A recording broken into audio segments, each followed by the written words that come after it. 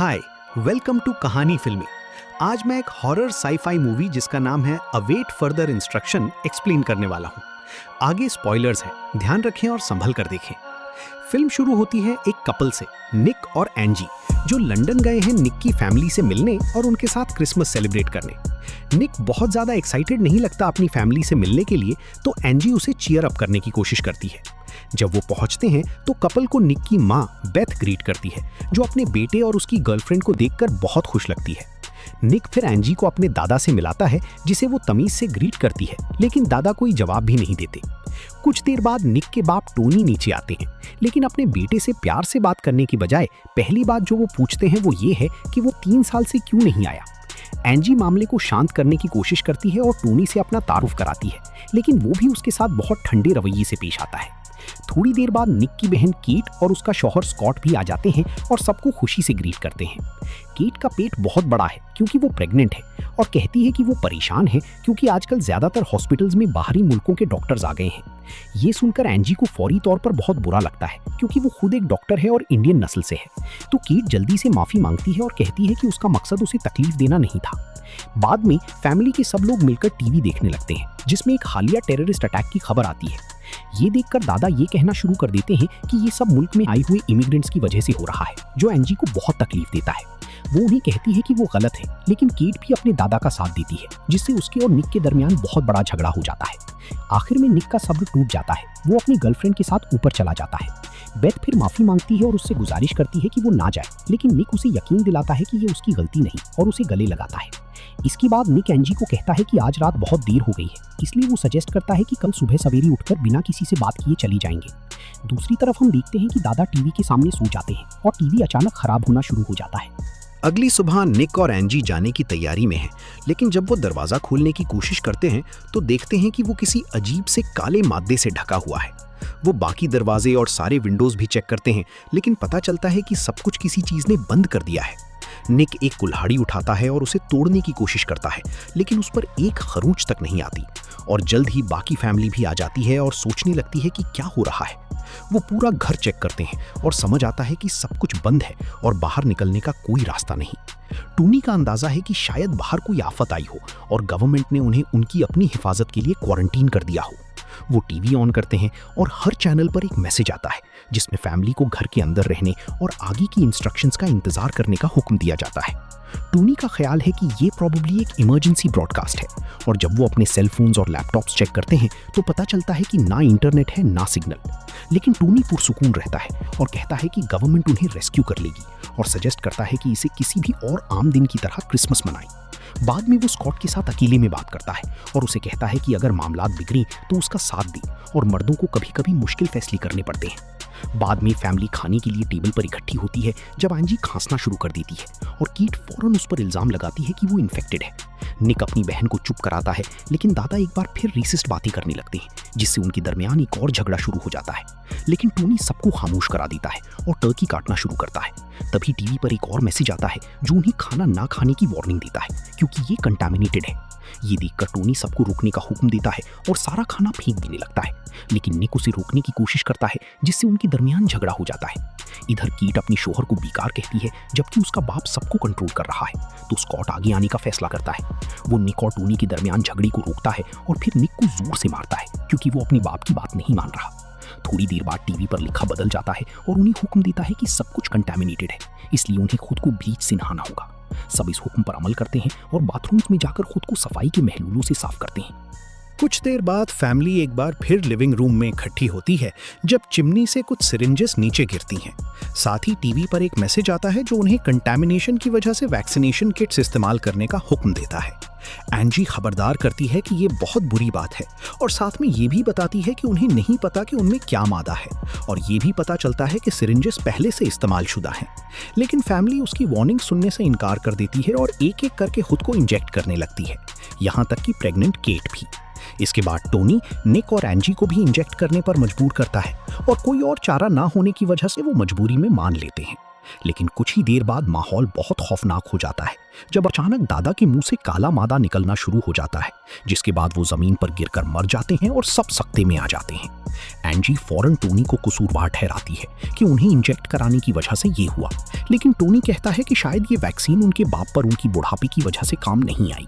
Cat भी उससे इत्तेफाक करती है और सजेस्ट करती है कि शायद वैक्सीन से दादा को कोई एलर्जिक रिएक्शन हुई हो, क्योंकि बाकी सब ठीक है। थोड़ी देर बाद टीवी पर एक और मैसेज आता है जिसमें कहा जाता है कि सिरिंजेस को दरवाजे में बने एक स्लॉट से वापस करना होगा। स्कॉट सिरिंजेस को स्लॉट में डालने लगता है जो काली केबल्स के दरमियान है, लेकिन जल्द ही उसे क्यूरियोसिटी हो जाती है। वो अपना हाथ स्लॉट में डालता है और मदद मांगता है, और एक शॉकिंग मोड़ पर केबल उसकी उंगली काट देती है, जिससे वो खौफ से चीखने लगता है। दूसरी तरफ हम निक और टोनी को देखते हैं जो दादा की लाश को चादरों में लपेट रही हैं, और यहाँ हमें पता चलता है कि टोनी इतना सख्त क्यों है। पता चलता है कि जब वो छोटा था तो उसके बाप उसे छोटी छोटी बातों पर मारती थी, जैसे कि बाथरूम जाना चाहना, और कहती थी कि एक असली मर्द ये सब बर्दाश्त कर सकता है। ये टोनी को इमोशनल कर देता है, लेकिन वो इसमें ज्यादा वक्त नहीं गुजारता और जल्द ही लिविंग रूम में वापस आ जाता है। वहाँ टीवी पर एक और मैसेज आता है जिसमें कहा जाता है कि उनमें से एक इन्फेक्टेड है और उसे अलग करना होगा। कीट फौरन एंजी पर इल्जाम लगाती है क्योंकि उसने पहले खांसी की थी, और बाकी फैमिली भी उसका साथ देती है।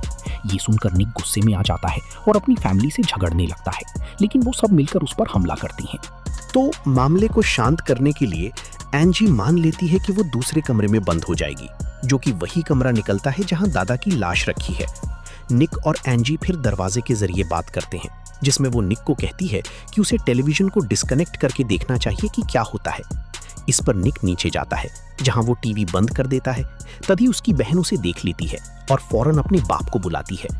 टोनी टीवी वापस ऑन कर देता है, जिस पर अब कुछ सिंबल्स आने लगते हैं, जब तक कि एक वार्निंग मैसेज नहीं आ जाता, जिसमें कहा जाता है कि सिग्नल रोकना उनकी जिंदगियों को खतरे में डाल सकता है। इस पर कीट बहुत गुस्से में आ जाती है और स्कॉट को हुक्म देती है कि अपने भाई को मारे। निक ऊपर भागने की कोशिश करता है, लेकिन स्कॉट उसे पकड़ लेता है और दोनों सीढ़ियों पर लड़ने लगते हैं। इस हंगामे में कीट, जो सीधी उनके पीछे थी, गलती से लग जाती है, जिससे वो सीढ़ियों से गिरकर अपनी टांग तोड़ लेती है। ये देखकर सब उसकी मदद के लिए दौड़ते हैं। स्कॉट सीधा खड़ा हो जाता है, और जब वो टीवी की तरफ देखता है तो उस पर एक लम्हे के लिए लिखा आता है ICU। निक और बेथ घबरा जाते हैं क्योंकि कीट की हड्डी टांग से बाहर निकल आई है और बहुत खून बह रहा है। घर में वाहिद डॉक्टर एंजी है, लेकिन टोनी ने उसे बाहर ना निकालने का हैरानकुन फैसला किया है क्योंकि उसके ख्याल में वो इन्फेक्टेड है। टोनी कोई फिक्र नहीं दिखाता और कहता है कि वो अपने स्टडी रूम में जा रहा है, और उन्हें कहता है कि उसे डिस्टर्ब ना करें। उसके जाने के बाद बेचारी बेथ अपनी बेटी के लिए रोती है और टीवी पर लोगों से मदद मांगती है, लेकिन कोई जवाब नहीं आता। एक दुखी स्कॉट फिर निक को बताता है कि उन्होंने अपने बच्चे का नाम पहले से सोच रखा था, अगर लड़का हो तो लुइस और अगर लड़की हो तो रूबी। बाद में निक एंजी से दरवाजे के जरिए बात करता है और उसे बताता है कि केट का क्या हाल है। एंजी समझाती है कि अगर केट को जल्दी मेडिकल अटेंशन ना मिली तो वो ज्यादा देर जिंदा नहीं रह पाएगी। निक बहुत तंग आ जाता है, तो वो घर में कोई बाहर निकलने का रास्ता ढूंढने लगता है, लेकिन कोई नहीं मिलता। आखिरकार वो एक बाथरूम में पहुंचता है, जहां वो एक पाइप तोड़ना शुरू करता है ताकि बाहर निकलने का रास्ता मिल सके। वो एक सुराख बना लेता है और एक डंडे पर अपना सेलफोन लगाकर कैमरा ऑन करके दूसरी तरफ रिकॉर्ड करने के लिए भेजता है।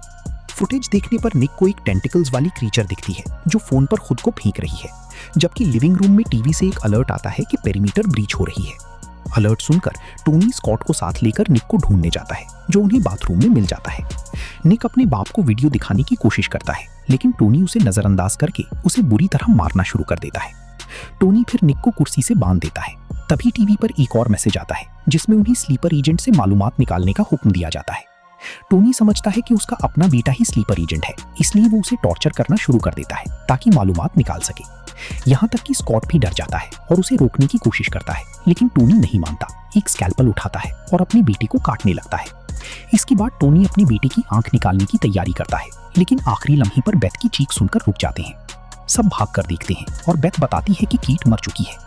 इतनी दर्दनाक खबर के बावजूद टोनी कोई खास रिएक्शन नहीं दिखाता, तो बेथ उसे जोर से एक थप्पड़ मारती है और कहती है कि वो हमेशा से एक घमंडी आदमी रहा है और वो उससे नफरत करती है।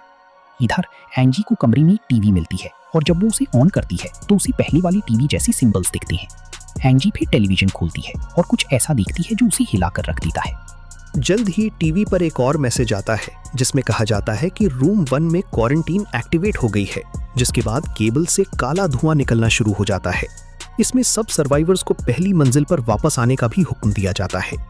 निक फौरन अपनी गर्लफ्रेंड को बचाने के लिए ऊपर दौड़ता है, लेकिन दरवाजा बंद है। स्कॉट उसे चाबी देता है और निक अपनी गर्लफ्रेंड को कमरे से निकाल लेता है। दूसरे कमरे में उसकी मां फंसी हुई है क्योंकि उनके चारों तरफ गाढ़ा धुआं है जो उन्हें जला रहा है। निक उनकी मदद करने की पूरी कोशिश करता है, लेकिन बहुत देर हो चुकी है। बेथ उन्हें जाने और खुद को बचाने की इल्तिजा करती है, जिसके बाद कमरे में धमाका हो जाता है और वो चल बसती हैं।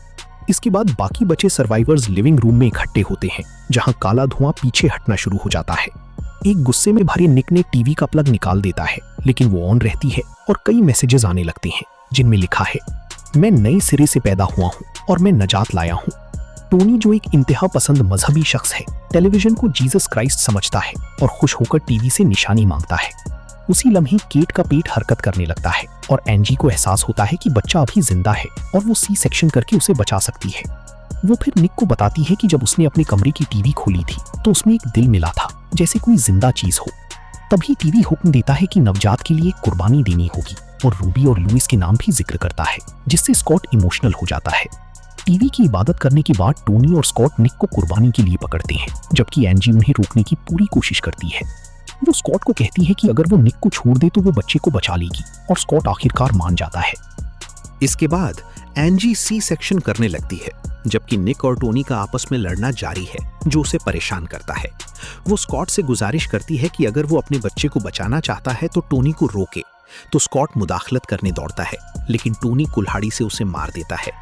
टोनी फिर अपने ही बेटे का गला दबाने लगता है, तो एंजी एक बोतल से उस पर हमला करती है, जिससे वो जमीन पर गिर जाता है। चूंकि वो अभी जिंदा है, निक टीवी गिराकर उसके सर पर मार देता है और आखिरकार उसे खत्म कर देता है। लेकिन खतरा अभी टला नहीं है, क्योंकि कुछ ही देर बाद गिरी हुई टीवी खुद ब खुद उठने लगती है और उसके अंदर से केबल्स का एक ढेर निकलना शुरू हो जाता है। सारे विंडोज फट जाते हैं और वही केबल्स पूरे घर में फैल जाती हैं, जो टोनी की गर्दन में घुसकर उसके मुंह से निकल आती हैं। टोनी का जिस्म, जो अब उस क्रीचर के कंट्रोल में है, निक के करीब आता है और मांग करता है कि वो उसकी पूजा करे या मौत का सामना करे। निक को एहसास होता है कि ये क्रीचर उन्हें मार नहीं सकती, क्योंकि वो ही वाहिद बचे हुए हैं और उसे कोई पूजा करने वाला चाहिए। वो फिर टीवी के अंदर क्रीचर का दिलनुमा कोर तोड़ देता है, जिससे एक बहुत बड़ा धमाका होता है, लेकिन इससे कुछ नहीं बदलता। इसके बाद हम देखते हैं कि क्रीचर अभी जिंदा है और वो अपनी कीबल से निक और एंजी को जकड़कर उन्हें बेरहमी से मार देती है। टोनी का जिस्म, जो अब भी कंट्रोल में है, टीवी उठाकर केट की लाश के करीब रख देता है। कीबल्स केट की लाश को निकल लेती हैं, सिर्फ उसका ढांचा और उसका नवजात बच्चा रह जाता है, जो हैरानकुन तौर पर जिंदा है। टीवी पर फिर एक मैसेज आता है, जिसमें लिखा है, हेलो रूबी, मेरी इबादत करो। लेकिन नवजात को जाहिर है कुछ भी समझ नहीं आता कि क्या हो रहा है। जैसे ही फिल्म खत्म होती है, कैमरा पीछे हटता है और पूरे टाउन का एक वसी मंजर दिखाता है, जिससे पता चलता है कि सारे घरों पर उसी क्रीचर ने हमला किया हुआ है।